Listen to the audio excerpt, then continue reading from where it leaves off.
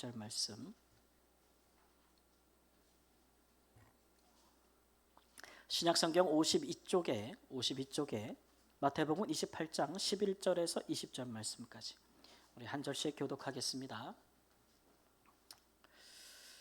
제가 먼저 11절 말씀.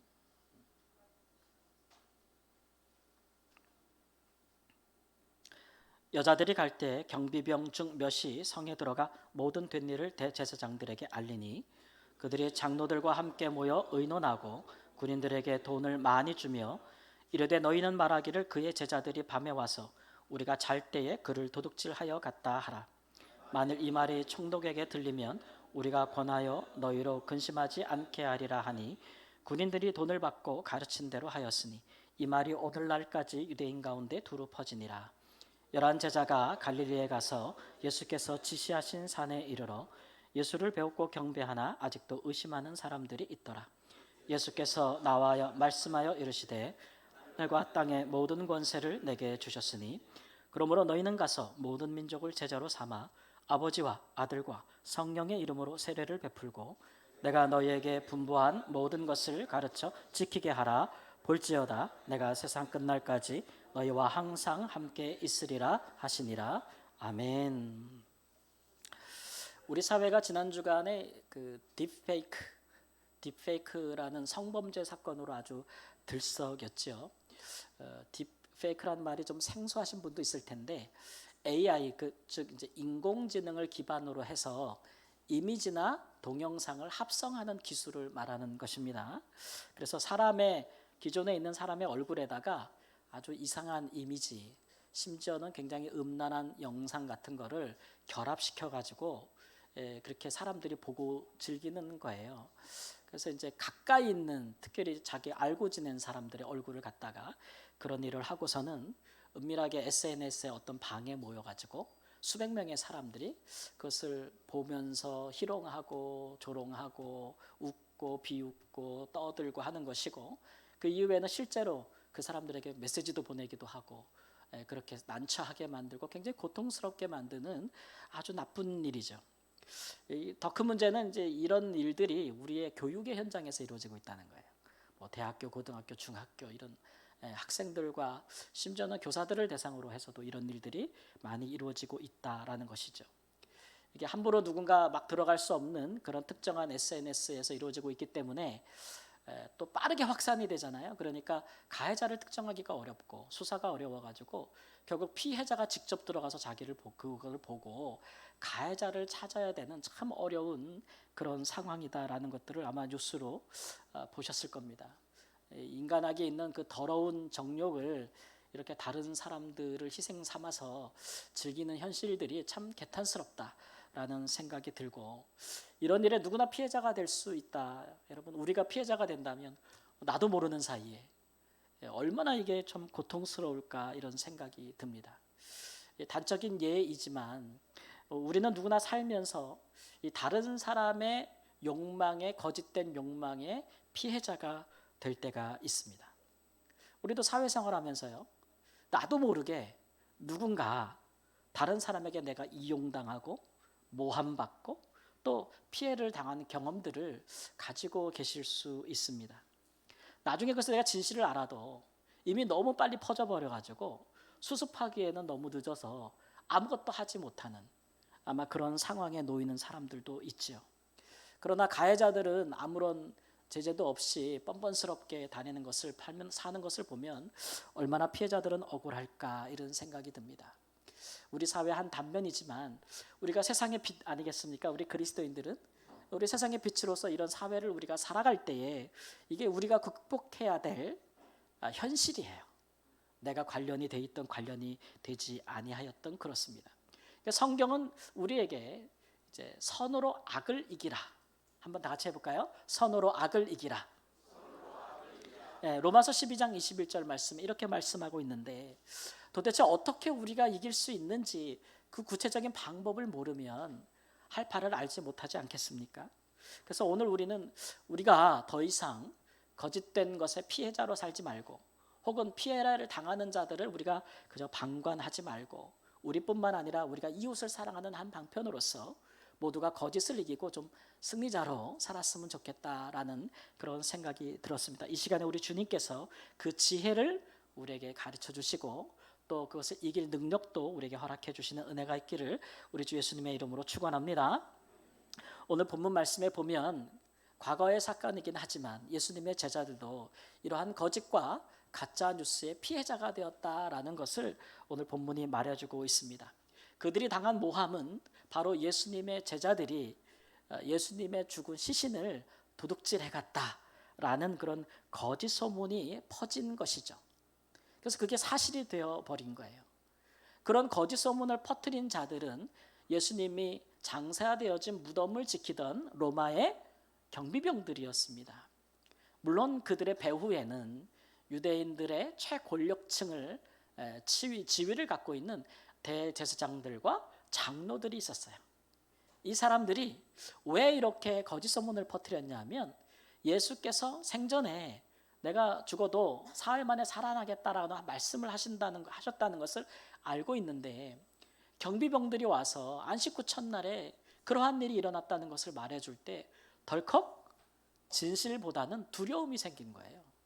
만일 그게 사실인 것이 사람들에게 알려지게 되면 그렇게 되면 그를 죽인 우리는 뭐가 될 것이며 그를 믿고 따랐던 민중들은 가만히 있겠는가. 이제 그런 두려움에 사로잡혔기 때문에 그들이 이제 이런 거짓을 만들어내기 시작하는 것이죠. 심지어는 로마 경비병들한테 돈을 줍니다. 돈을 줘서 제자들이 시신을 훔쳐갔다고 해라. 그렇게 돈을 주게 되는 것이죠. 그러면 경비 실패의 책임을 묻지도 않겠다. 이렇게 설득까지 하고 있습니다. 예수님의 부활을 목격한 사람들은 로마의 경비병만 있었던 것은 아니에요. 그렇죠? 예수님을 갈릴리에서부터 따라왔던 여인들, 예수님을 섬기고 후원했던 여인들도 있었거든요. 여인들도 예수님이 부활한 사실을 목격했어요. 그리고서는 제자들에게 알렸죠. 경비병들은 돈을 받고 거짓된 사실을, 거짓된 것을 유대인들에게 퍼뜨리기 시작했어요. 어느 것이 더 빨리 퍼졌겠습니까? 이 통계적으로 봐도요, 거짓은 진실보다 훨씬 빨리 퍼집니다. 참 세상에 참 심심한 학자들이 많은데 이 연관문이 있어요. 어떤 논문으로 거짓은 진실보다 얼마나 더 빨리 퍼지는가. 그래서 그걸 연구했더니 어떤 한 SNS를 통해서 연구를 했더니 통계적으로 6배 빠르대요. 거짓이 진실보다 6배가 더 빠르다. 왜 사람들은 거짓에 더 이렇게 빨리 반응하는가? 이렇게 보면은 진실은 사람들에게 행복감을 주고 만족감을 주지만 거짓은 사람들에게 충격을 주고 놀라움을 준대요. 그리고 심지어는 분노의 감정을 준대요. 진짜야? 정말 그런 일이 있었어? 막 이런 식으로. 그러다 보면 뇌에서요, 그런 감정에는 도파민이 나온대요. 도파민. 그리고 아드레날린 막 이런 것들이 호르몬이 솟구친대요. 분노하고 놀라움을 금치 못할 때.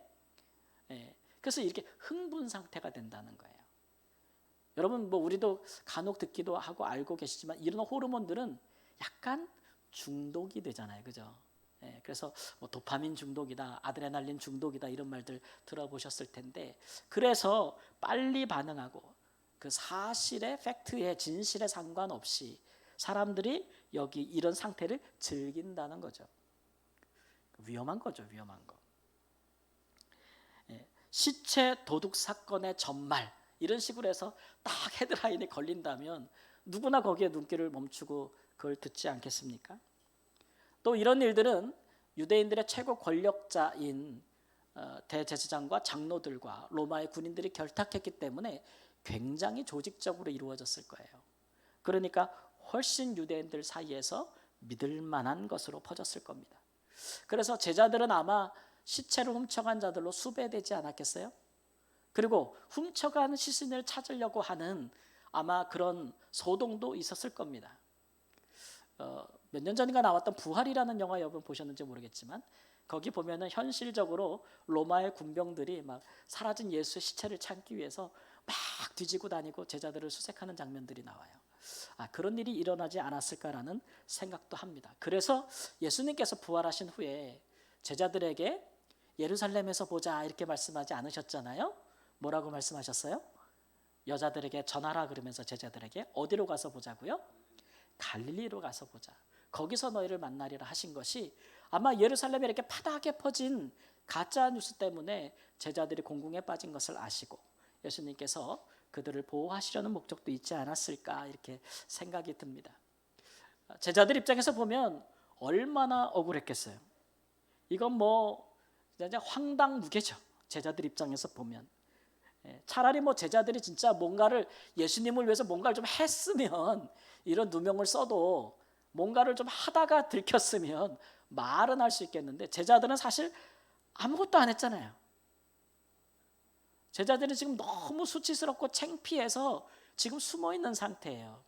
예수님이 잡히고 재판받고 십자가 못 박힐 때 여러분 제자들은 어디 있었습니까? 그 과정에서 그들은 무엇을 했습니까? 예수님을 구명하기 위해서 노력했습니까? 우리가 알기로 제자 중에 하나는 예수님을 배반했고 모든 제자들은 예수님을 부인했고 또 심지어는 다 도망갔거든요. 시체 도둑질은커녕 그들은 예수님께서 부활에 대해서 말씀하실 때 믿지도 않았습니다. 예수님이 죽은 후에는요 너무 무서워서 자기들도 잡힐까 봐 무덤 근처에는 얼씬거리지도 않았어요. 제자들은. 심지어 부활하신 예수님을 본 여인들이 와서 제자들에게 예수께서 부활하셨다고 우리가 만났다고 얘기할 때 믿었어요? 안 믿었어요? 안 믿었어요. 우리는 도마만 안 믿은 것으로 아는데 다 안 믿었어요. 예수님이 나타날 때까지는. 그래서 마태가 지금 그런 제자들이 우리가 시체를 도둑질하지 않았다라는 변명을 하고 있어요. 그걸 제가 어디서 찾았냐 하면은 17절 말씀이에요. 부활하신 예수님을 배웠고 경배하나 아직 의심하는 사람들이 있더라 그랬어요. 예수님께서 가룟 유다를 빼고 11제자 모아놓고 갈릴리에서 나타나셔가지고 부활하신 모습을 보여주시는데 그걸 보면서도 의심하는 제자가 있었다는 거예요. 이게 뭘 얘기하고 있는 거예요? 지금 자기네가 어떤 지경인지를 토로하고 있는 거예요. 우리는 예수님의 시체를 도둑질하거나 부활을 조작할 만한 그런 상태가 아니었다는 걸 얘기하고 있는 거죠. 지금 이 마태복음은 누구에게 쓴 복음서입니까? 유대인들에게 쓴 거예요. 예수의 부활이 조작되고 제자들에 의해서 시체는 도둑질 당했다고 하는 것을 믿고 있는 사람들에게 쓰고 있는 건데 이걸 뭐라고 얘기하냐면 니네도 한번 생각해봐라. 마태복음 쭉 읽어보면 우리는 예수님이 잡힐 때 도망가고 부인하고 우리 그랬어. 심지어는 부활하신 예수님 보면서도 믿었어요? 못 믿었어요? 의심했어. 그런 우리가 어떻게 예수님의 부활을 어쩌고 저쩌고 하면서 시체를 도둑질할 수 있겠느냐 이런 식으로 일종의 자기들의 그 부끄러움을 다 얘기하고 있는 거예요. 솔직하게. 그래서 마태복음을 읽는 사람들은 뭐라고 생각하냐면 아유 그래 제자들은 그럴 위인들이 못 돼. 이렇게 생각하게끔 얘기하고 있는 거죠. 성경은 이런 면에서 굉장히 좀 솔직해요. 창피한 일에도 굉장히 솔직한 게 성경이죠. 면피하려고 변명하기보다는 그럴 때는 더 문제를 심각하게 만들 수 있거든요. 예수님의 부활이 거짓이며 제자들이 그것을 조작했다고 하는 가짜 뉴스에 대해서 마태가 대항하는 방식의 첫걸음은 뭐냐면 솔직한 거예요. 솔직한 거. 사람들은 자기들의 잘못이나 부족함에 대해서 솔직하지 못할 때가 많지 않습니까? 우리도 사실 그렇죠. 우리가 사회생활 하면서도 괜히 약점 같은 거 내가 이렇게 솔직하게 얘기해봤자 그거 누군가 잡고 물어지면 피곤하잖아요. 그러니까 우리는 그런 거 잘 안 하려고 해요. 그러다 보니까 약점이 있으면 감추고 부족한 부분이 있어도 뭐를 꾸며서 아닌 것처럼 하고 또 누군가 그걸 들춰내려고 하는 사람이 있으면 힘으로 내가 강제로 누르고 막 이렇게 세상을 사는 방식을 우리가 배우다 보면 그렇게 살다 보면 사실 우리가 거짓 모함을 받거나 거짓에 둘러싸일 때 그것을 이길 수는 없다라고 생각을 합니다. 예전에 그 TV 프로에 그 재심 전문 변호사가 나오신 적이 있어요. 그러니까 우리가 이렇게 살다 보면 살인을 저지르지 않았는데 억울하게 누명을 쓰고 사형 판결을 받은 분들이나 무기징역을 받은 분들이 있어요. 대부분 이제 사회적인 좀 약자들이 그런 누명을 쓰죠. 그럴 때 그것을 변호하는 분들을 재심 전문 변호사라고 합니다. 그분이 TV에 나오셨는데 이거는 사실 여러분 재심이라는 것이 굉장히 어렵지 않습니까? 한번 재판이 내려져서 선고가 내려지고 확정된 기판력이 생긴 것을 다시 뒤집는다는 것은 어려워요. 우리나라 사법제도가 그걸 이렇게 보편적으로 허락하지 않습니다. 왜냐하면 공신력이라는 게 없어지기 때문에 법정에서 잘 안 하잖아요. 그러니까 재심은 그 참 승소할 가능성이 굉장히 적습니다. 그러니까 그런 일에 변호사를 한다는 것은요, 그렇게 이름이 높아지거나 유명해지지 않을 가능성이 높죠. 그럼에도 불구하고 이분이 아주 어려운 몇 개의 사건을 맡아서 억울한 피해자들을 위해서 거짓된 증거와 증인들을 다 물리치고 이제 무죄를 받아낸 분이 계세요. 얼마나 훌륭해요, 그죠? 그래가지고 사회자가 묻습니다. 정말 우리 사회적인 약자와 억울한 자들에 대한 특별한 사명감이 있으신 것 같아요, 변호사님은. 그렇지 않고서 어떻게 이 어려운 일을 하시겠어요? 라고 물었는데 그 변호사님 대답이 걸작이에요. 사명감은 없고 그 당시 제가 굉장히 힘들었는데 이거라도 안 하면 굶어 죽을 것 같았다고. 나도 변호사인데 내가 왜 성공에 대한 야망이 없겠냐고. 나도 뭔가 이름을 내고 싶고, 근데 소송은 안 들어오니까 이거라도 맡아서 내가 승소하면, 이 가능성 불가능한 일을 내가 승소하면 내가 유명해지겠다라는 생각이 들었다는, 그래서 매달리기 시작했다. 솔직하죠? 그런데 이긴 거예요. 이겼어. 그래서 이름이 막 유명해졌어요. 그래서 생각했대요. 야, 이제 좀 돈 되는 사건이 들어오겠구나. 그런데 그런 사건은 안 들어오고 또 어려운 사람들만, 억울한 사람들만 자꾸 찾아왔대. 그래도 할 수 없이 또 그 사건을 하다 보니까 자기가 이렇게 재심 전문 변호사가 되었노라고 이렇게 얘기를 하는 거예요. 질문과는 좀 의도와는 다른 대답이긴 한데, 근데 사람들이 에이 뭐 저 사람 그랬어? 이렇게 생각 안 하더라고요. 반응이 어땠을까요? 돈 때문에 시작했다 그랬더니 사람들의 반응이 솔직하다. 오히려 공감하고, 그렇지 우리가 다 그렇지. 그럼에도 불구하고 참 귀하다, 이렇게 오히려 생각을 했대요. 그래서 이런 것을 가리켜서 어떤 분들은 이제 건강한 솔직함이라고 합니다. 건강한 솔직함. 지금 사도 마태가 그런 거 하고 있는 거예요. 무엇인가 우리의 약점과 부족함에 대해서 혹은 잘못에 대해서 솔직해야 된다면 그리스도인들만큼 잘할 수 있는 사람은 사실 없습니다. 왜 그러냐 그러면, 우리가 그리스도인이 됐다는 것은 우리의 허물과 죄를 하나님 앞에 자백했다는 거예요. 그죠? 죄를 깨닫지 않고 자기가 죄인임을 알지 못하고 그리스도인이 될 수 있습니까? 하나님께 우리의 죄를 고해 본 적이 없이 회개하지 아니하고 우리가 하나님의 자녀가 될 방법이 있나요? 없단 말이죠. 그러니까 우리 그리스도인들은 뭐의 장점이 있냐면 자기 자신의 허물과 부족함, 그거를 깨닫는 데 있어서 우리는 장점이 있고, 심지어는 이 죄의 무도함, 거짓됨에 대해서 깊이 통찰할 수 있는 통찰력이 있는 사람들이 그리스도인들이에요, 사실은. 그래서 우리는 이런 일들에 사실 솔직할 수 있지요.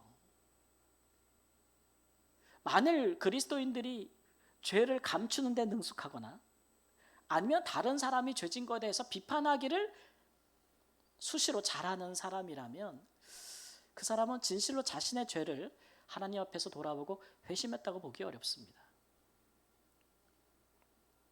우리는 죄를 모르쇠 할 수도 없고 어떻게 이런 일이 있냐고 팔짝 뛸 수도 없어요. 왜냐하면 나도 그럴 수 있다는 걸 아니까. 그리고 다른 사람의 허물과 잘못을 봤을 때 죽이려고 덤비지 않아요.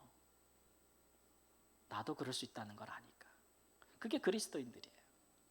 그런 면에서 솔직할 수 있죠, 우리는. 요한계시록 2장 5절 말씀에 이런 말씀이 있습니다. 함께 읽습니다. 그러므로 어디서 떨어졌는지를 생각하고 회개하여 처음 행위를 가지라. 만일 그리하지 아니하고 회개하지 아니하면 내가 내게 가서 내 촛대를 그 자리에서 옮기리라. 교회에게 하신 말씀이에요. 그렇죠? 내가 어디서 떨어졌는지를 기억하라는 거예요. 우리가 어떻게 구원받았는지를 생각하라는 거죠. 하나님과 사람 앞에서 건강하게 솔직할 수 있는 것이 거짓과 속임수로 가득한 세상에서 우리가 승리할 수 있는 첫걸음임을 여러분 생각하시기를 주님의 이름으로 축원합니다. 두 번째로, 그러나 솔직한 것으로만은 우리가 궁극적으로 이길 수 없다. 완전히 이길 수는 없는 것이죠. 사도 마태는 부활하신 예수님께서 하신 많은 말씀 중에서 특별히 하나의 말씀을 선별하고 있습니다. 자, 부활하신 예수님께서 제자들과 며칠을 지상에서 함께 계셨습니까? 승천하시기 전에 우리가 알기로 40일을 계셨습니다. 40일 동안 계시면서 얼마나 많은 말씀을 하셨겠어요? 그렇죠? 얼마나 많은 교제를 나누셨을까요? 그럼에도 불구하고 마태는 다 생략하고 있습니다. 생략하고 딱 한 가지만을 얘기하고 있는데 예수님께서 우리에게 가서 제자 삼으라는 명령을 주셨다. 이것만 기록하고 있어요.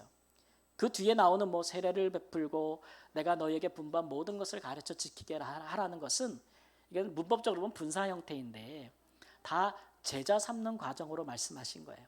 세례를 주고 가르쳐야 제자가 되니까. 그러나 이제 요약하자면 가서 제자를 삼으라는 거죠. 예수님의 부활에 대한 거짓과 사도들에 대한 누명과 음모, 이거를 이길 수 있는 방법, 적극적인 방법, 그 방법으로 마태가 인용한 예수님의 말씀은 모든 족속에게 가서 제자를 삼으라는 예수님의 말씀을 이야기하는 것입니다. 왜 그럴까? 사도 마태는 왜 이 말씀을 유일하게 남겼을까? 그러면 우리가 창세기 12장 3절로 가면 그 이유를 찾을 수가 있습니다. 창세기 12장 3절 함께 읽습니다. 너를 축복하는 자에게는 내가 복을 내리고 너를 저주하는 자에게는 내가 저주하라니 땅의 모든 족속이 너로 말미암아 복을 얻을 것이다. 아멘. 이거 하나님께서 누구에게 하신 말씀일까요? 창세기 12장 3절 아브라함에게 하신 말씀입니다. 아브라함에게 하나님 처음 나타나셨을 때 너로 인하여 땅의 모든 족속이 복을 받을 것이다. 이 말씀이 왜 중요하냐 하면요, 지금 예수님께서 가서 제자 삼으라는 말씀은 이 약속의 말씀을 이루기 위한 거예요. 유대인들은 그동안에, 여러분 유대인들이 아브라함의 자손들 아니에요. 그럼 아브라함의 후손들이 유대인이고 유대인들이 그걸 자랑스럽게 생각한다면 유대인들로 인하여 땅의 모든 족속이 복을 얻겠다고 하신 이 말씀이 유대인들을 통해 이루어져야겠죠. 그렇죠? 그런데 지금까지 유대인들의 역사를 보십시오. 이루기는커녕 그들은 이방의 복이 되지 못했습니다. 오히려 이방의 조롱거리와 비난, 저주, 놀림거리가 되었죠. 유대인들의 죄 때문에 그렇습니다. 유대인들이 못 해낸 거를 예수님께서 지금 제자들을 통해서 하시겠다 하시는 말씀이에요.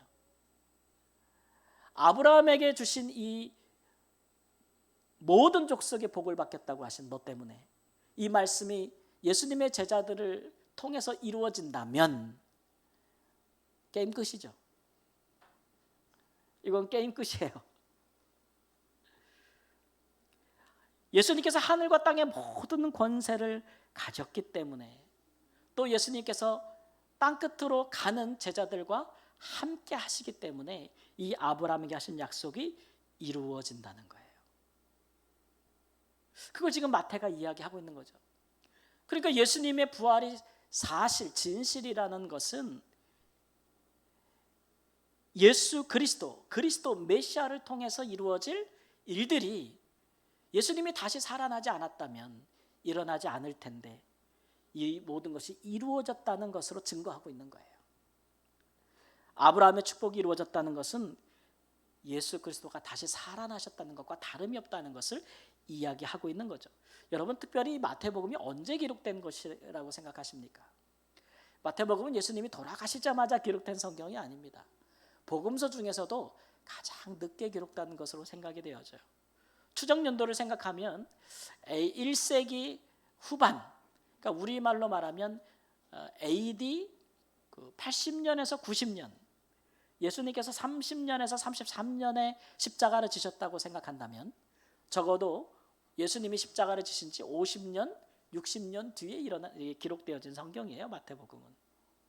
그 당시에도 유대인 사이에는 이렇게 거짓 소문 때문에 예수의 부활을 믿지 아니하는 사람들이 많았다는 것을 의미하고 있는 것이죠. 유대인들 사이에서는. 그러나 지금 사도 마태가 증거하고 있는 것은 예수님이 돌아가신 후 50년, 60년 사이에 무슨 일이 일어났냐는 거예요. 바울 사도는 그 사이에 선교 1차, 2차, 3차를 다 마쳤습니다. 바울 사도는 60년 전으로 해서 순교하셨습니다.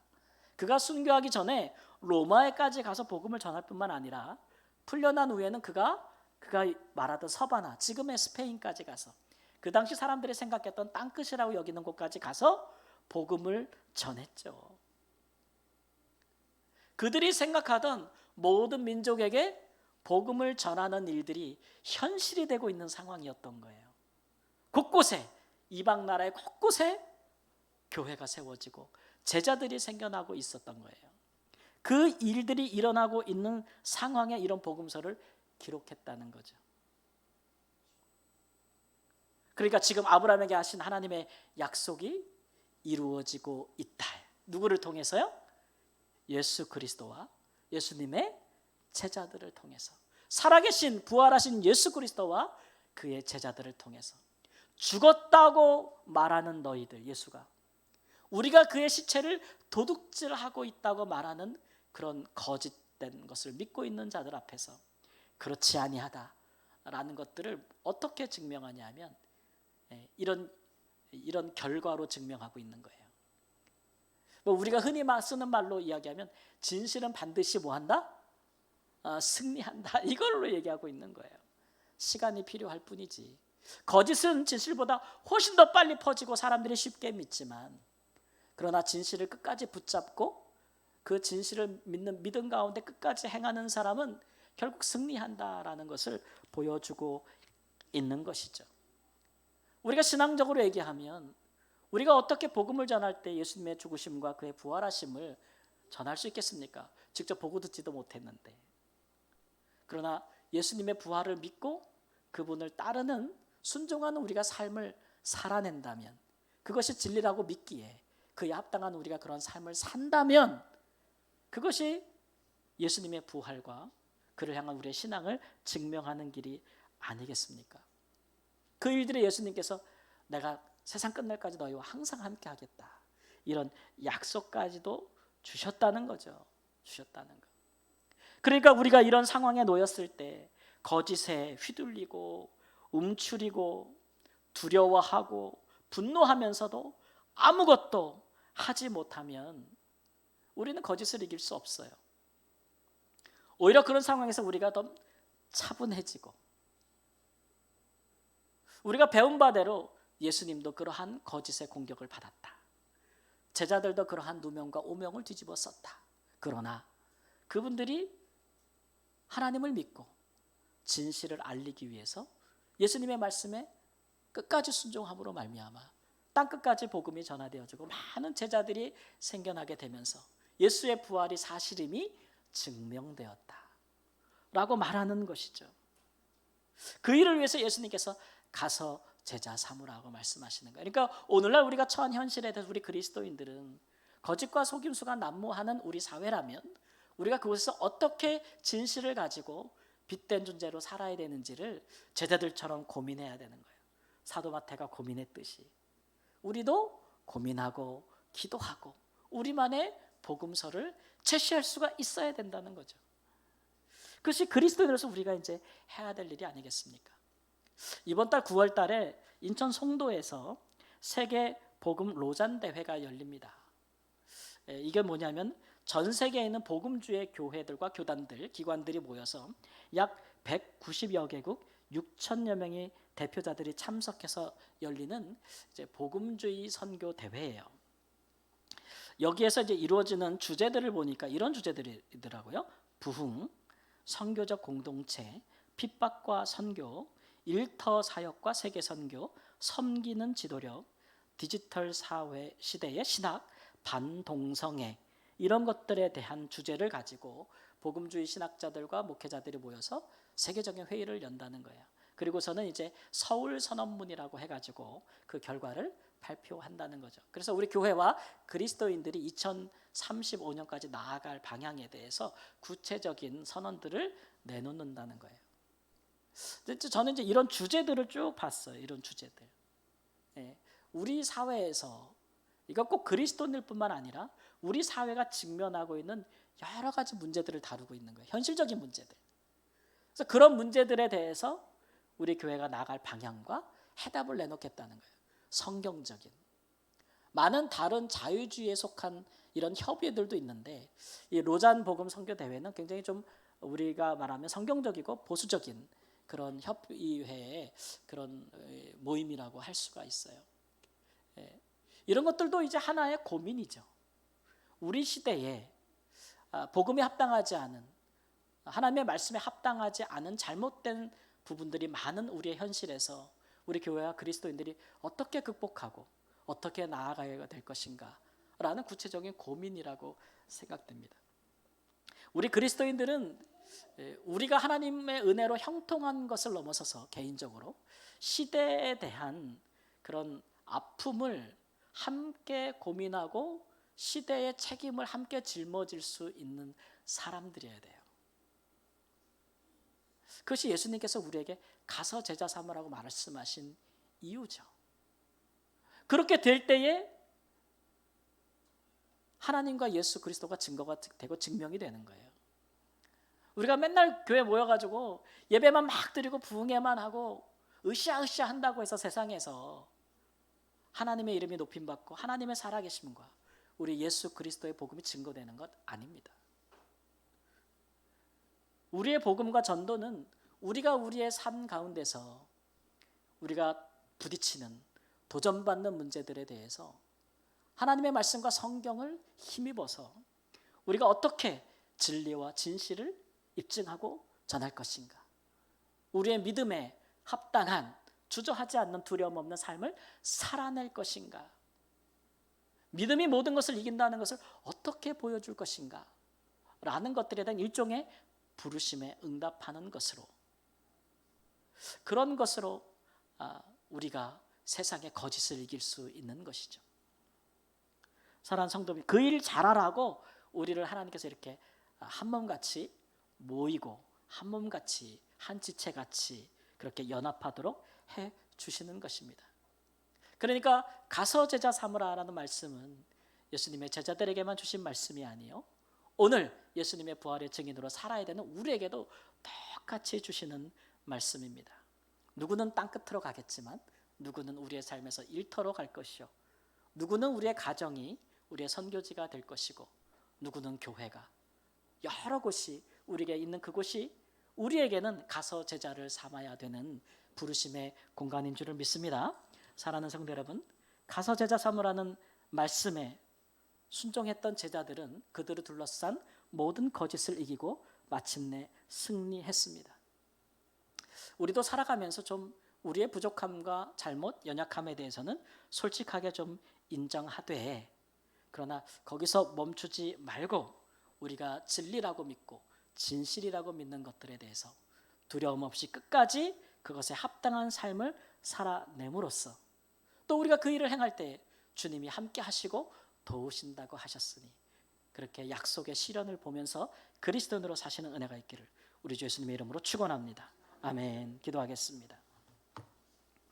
주님, 주께서 제자들의 연약함을 비난하지 아니하시고 책망하지 아니하시며 그들을 이해하사, 그러나 또 그들을 격려하사 그들에게 모든 족속으로 가서 제자 삼으라 말씀하셨고, 함께 하시겠다고 하신 약속대로 그들이 준행할 때 그 모든 것이 이루어져서 마침내 예수의 부활과 제자들의 믿음이 하나님 거짓이 없는 진실한 것임이 드러나게 하신 것을 감사합니다. 그들의 그러한 순종이 있었기에 하나님, 오늘날 우리가 또 주를 믿고 주의 제자가 되었습니다. 우리에게 주시는 은혜와 말씀을 가벼운 것으로 여기지 아니하고 우리의 삶의 이 시대에 우리가 있는 그 자리에서 우리도 가고 또 제자를 삼고 하나님 그렇게 진리와 진실을 품에 품고 입증해내는 주의 복된 사람으로 살도록 우리와 함께 하시옵소서. 존귀하신 예수님의 이름으로 기도합니다. 아멘. 우리 찬양함으로 봉헌하겠습니다.